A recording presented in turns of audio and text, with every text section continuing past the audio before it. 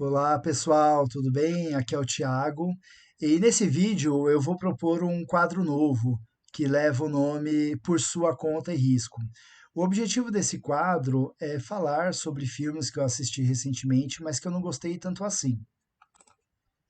De qualquer forma, eu ainda assim acho que são filmes que merecem ser comentados, porque eu sou da opinião que a construção do nosso senso crítico, a construção da nossa identidade cinematográfica passa muito pelas experiências ruins que nós temos também, né? Então, não é apenas assistindo aos filmes considerados como ótimos ou clássicos que fazem com que a gente apure esse nosso senso crítico, né? Então, eu me recordo que no início da minha carreira cinéfila, que eu tinha mais tempo disponível, eu assistia todos os filmes possíveis, né? E é importante como esses filmes que não são considerados tão bons assim pelo senso comum, como eles também ajudam a gente a identificar aquilo que é, funciona e aquilo que não funciona dentro dessa liturgia cinematográfica, né?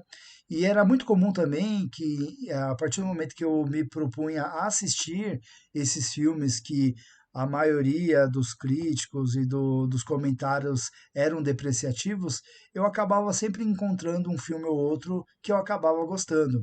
E aí, a partir dessa experiência, eu tinha a possibilidade de construir e identificar quais eram os motivos que me faziam a gostar daquele filme, né?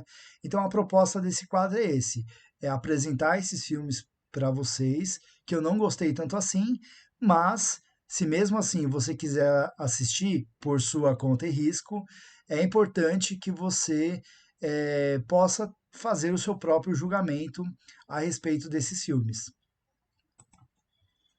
O primeiro filme dessa relação por sua conta risco é o filme A Mãe, que está disponível no serviço de streaming da Netflix. O filme é dirigido pela Nicky Caro e conta com a Jennifer Lopez no papel de uma assassina que se vê obrigada a abandonar a filha logo após o parto para que os seus inimigos não descubram a existência dela e não coloquem a vida dela em risco. Porém, ela vai se isolar lá no Alasca e aí 12 anos depois ela acaba sendo chamada justamente para salvar a vida da filha que está em risco, já que descobriram a identidade dela. Esse acaba sendo um filme de ação bastante genérico, bastante preguiçoso, com um roteiro escrito a seis mãos, ou seja, são três roteiristas que se encarregaram de construir uma narrativa repleta de soluções fáceis.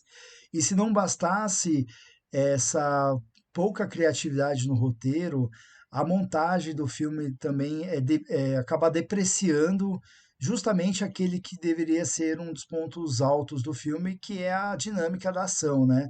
O filme acaba sendo tão picotado, a montagem faz questão de cortar tanto as sequências de ação que acaba tornando as sequências assim praticamente difíceis de se entender o que está acontecendo. Eu tenho uma cena de perseguição, por exemplo, em Cuba, que existe um corte a cada 2 segundos em que você não consegue entender a construção, a geografia da cena, e aí torna a ação ainda mais incômoda, né? No sentido de você não conseguir sentir nenhum tipo de empolgação com aquilo que você está vendo.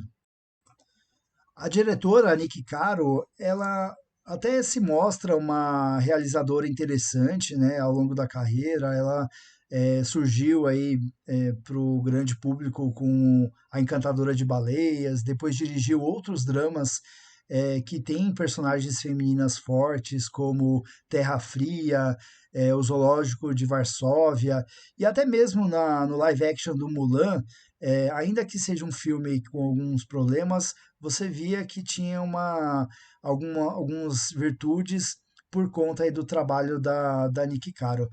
E aí, até por isso, você consegue entender o porquê que ela teve o interesse nesse filme, né? Então, ela gosta de fazer filmes em que tem uma personagem feminina forte. Eu acredito que esse também talvez tenha sido o interesse da Jennifer Lopez também, mas aqui as soluções que são encontradas pela Nick Carter são sempre muito rasteiras, assim, são escolhas bastante previsíveis, e aí até mesmo nessa questão da construção da ação, ela não consegue ter o timing necessário para fazer um filme que tenha esse espírito, essa dinâmica de um bom filme de ação. O interesse dela acaba sendo mais por conta dessa construção de uma figura feminina forte, né? Mas tanto ela quanto a Jennifer Lopez parecem querer convencer o público de que basta você introduzir a ideia de que toda mãe é uma loba selvagem na hora de proteger os filhos, que isso seria o suficiente. Mas acaba sendo uma metáfora muito frágil e que não sustenta o filme por si só. E se não bastasse tudo isso, a presença do Joseph Fiennes e principalmente do Gael Garcia Bernal são bastante rasteiras, assim. Eles constroem dois tipos de personagens masculinos que são propositadamente repulsivos, né? Até por conta de estabelecer essa dinâmica, né? De que a personagem da Jennifer Lopez não está apenas lutando contra os seus inimigos, né? Mas também está lutando contra estereótipos de machos escrotos, né? Que eles são, mas os diálogos que são entregues para eles, o que é construído ao redor desses personagens masculinos acaba sendo também tão artificial e tão problemático no sentido narrativo que ainda somente enfraquece ainda mais a própria estrutura do filme, que como filme de ação é um filme bastante problemático e como um drama feminino e da relação entre mãe e filha acaba sendo bastante descartável e certamente esse filme vai entrar na lista das produções esquecíveis da Netflix. Outro filme que eu assisti que me decepcionou bastante foi a animação Lightyear, que está disponível no serviço de streaming da Disney Plus. Para quem se lembra, né, o Andy, que é o personagem principal humano da série de filmes da Toy Story, ele passa a ter o brinquedo do Buzz Lightyear, né, por conta de um desenho que ele assiste e que gerou uma linha de brinquedos e que fez com que o personagem se apaixonasse. E esse filme Lightyear, ele se propõe a ser esse filme, né? Ao filme que o Andy assistiu e que se encantou. E eu fico na dúvida se o objetivo foi alcançado, porque o personagem principal desse Lightyear é um personagem extremamente chato, aborrecido, irritante, e fica difícil acreditar que esse filme é o mesmo filme que fez com que o Andy se interessasse pelo personagem.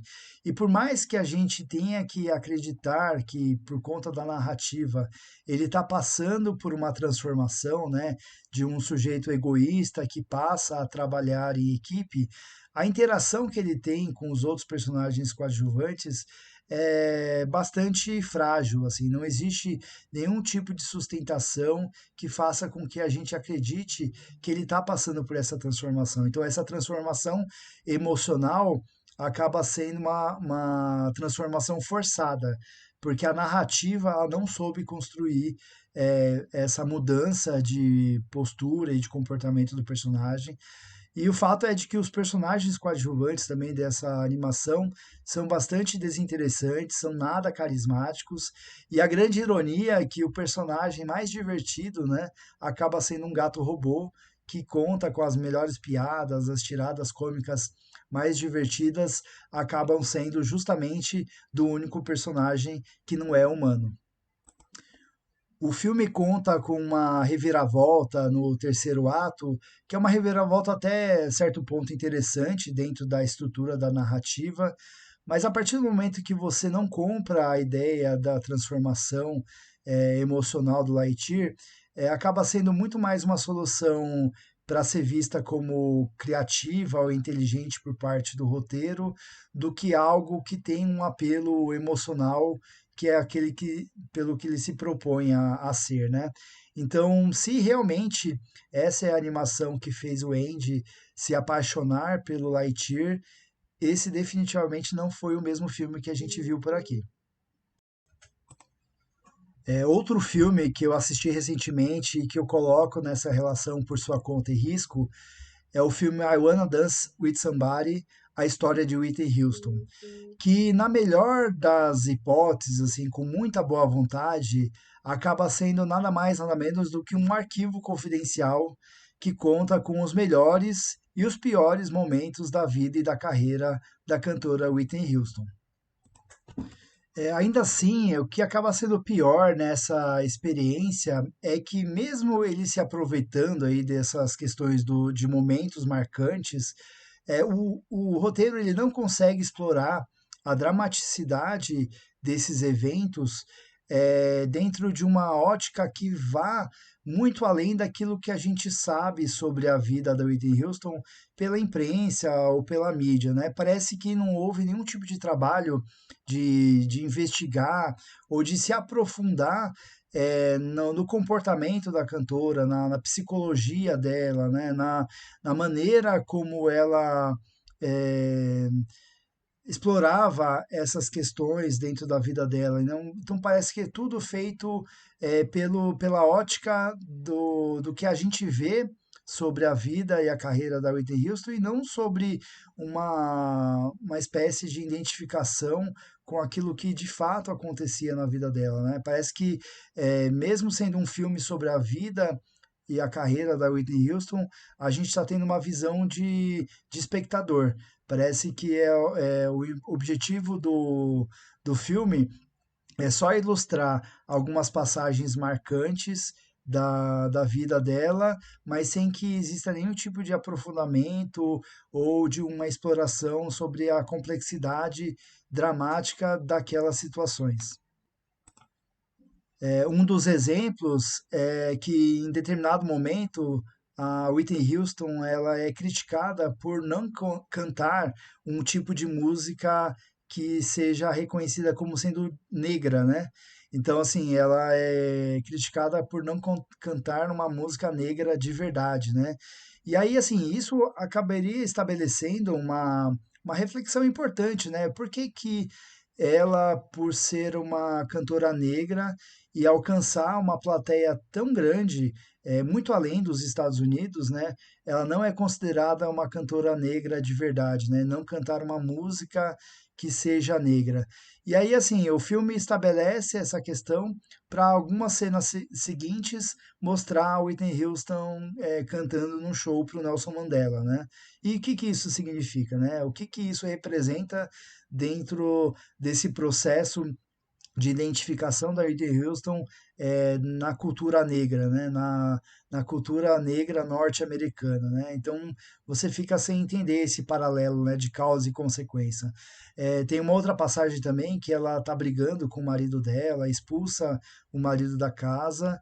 E aí, algumas sequências depois, 3, 4 cenas depois, já mostra eles novamente juntos. Ou seja, o filme parece ter uma preocupação com algumas coisas e com outros assuntos que seriam até mais importantes e relevantes, o filme não tem preocupação nenhuma. Então, assim, existe um cuidado e um capricho com a maquiagem, com o cabelo e com o figurino dos personagens, mas ao mesmo tempo ele faz questão de mostrar por várias vezes conversas da Whitney Houston com o empresário dela, que é vivido pelo Stanley Tucci, dentro do mesmo cenário, dentro do mesmo escritório, que mostra assim, uma falta de cuidado da produção de diversificar os próprios cenários que existem dentro do filme, né?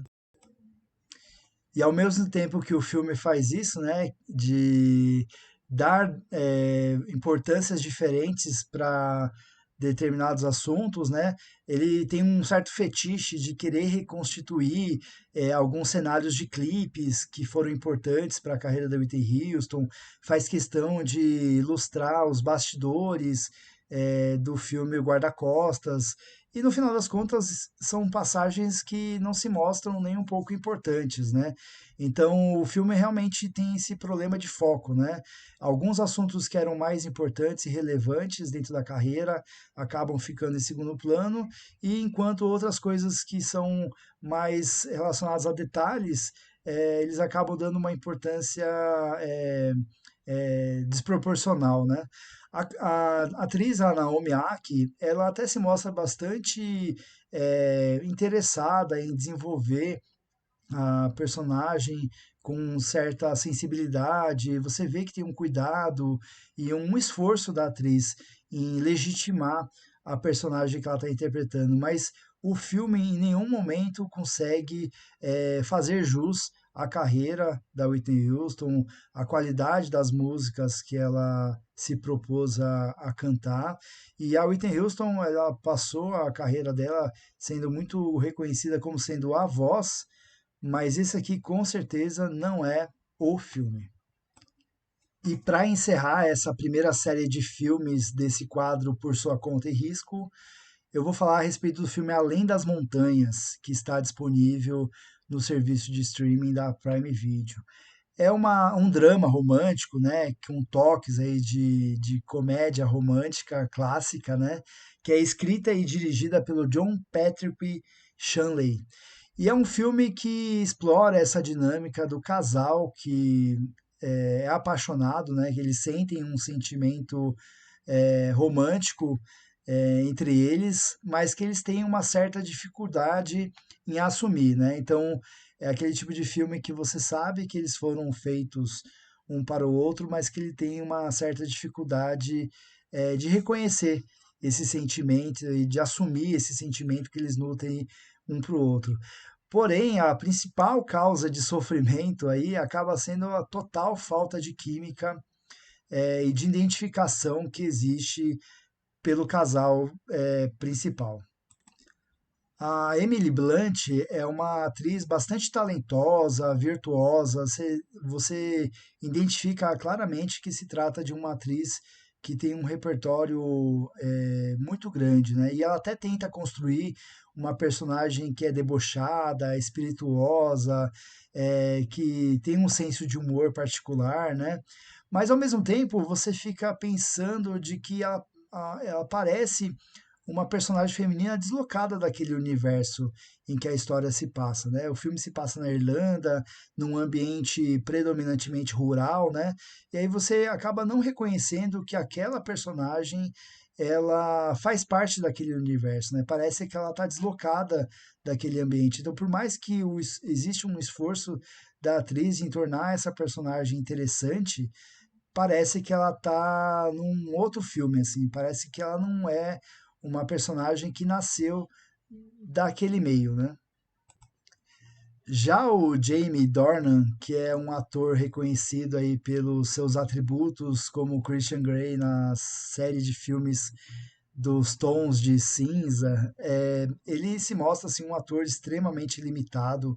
Ele precisa encarnar um típico caipira que é tímido, desengonçado e atrapalhado, mas e você percebe que o ator ele se esforça para criar alguns trejeitos que sustentem o seu trabalho, né? Mas ele não tem capacidade, ele não tem a habilidade e a competência suficiente para fazer com que esse personagem ele se torne crível, né? Que ele se torne um personagem carismático, né? E a química dele com a Emily Blunt inexiste. Então, assim, os dois parecem que não estão conectados, cada um está interpretando o personagem de maneira independente, então não existe nenhum tipo de sinergia e sintonia entre os dois. Então, os dois isoladamente têm alguns problemas e juntos eles também não funcionam. Existe uma moral aí por trás do filme que serve para ilustrar essa questão da importância das pequenas coisas da vida, a importância de valorizar um estilo de vida simples, rural, no campo, né? Os dois personagens são vizinhos de fazenda, né? Então o filme ele quer explorar um pouco dessa questão da vida simples no campo, em contrapartida à vida na cidade, à modernidade e a esse estilo de vida mais urbano, né? Então o filme ele quer trazer um pouco desse debate, né? Porque são dois personagens que precisam reconhecer que eles têm essa herança, né, de carregar a fazenda que faz parte da família deles ao longo dos anos e eles precisam ter essa identificação com a terra, enfim. Mas assim, isso acaba ficando muito em segundo plano e não é bem sustentado aí pelo drama dos personagens. Para não dizer que não existem aspectos positivos nesse filme, existem dois personagens bem interessantes em Além das Montanhas, que é o fazendeiro, interpretado pelo Christopher Walken, e o primo distante que mora na cidade, vivido pelo John Dunn. E só que assim, os dois mereciam um filme só para eles, né? E com certeza acompanhar a jornada desses dois personagens seria muito mais interessante do que acompanhar esse romance insosso vivido pelos personagens interpretados pela Emily Blunt e pelo Jamie Dornan. E você, já teve a oportunidade de assistir a algum desses filmes? Compartilha dessa mesma opinião que eu repassei para vocês. Fica à vontade para comentar, para discordar. Deixe o seu comentário, caso você tenha uma impressão diferente dessa que eu comentei a respeito desses filmes. Se você não estiver inscrito no canal, se inscreva e eu espero que possamos nos ver novamente no próximo vídeo, tá bom? Tchau, tchau!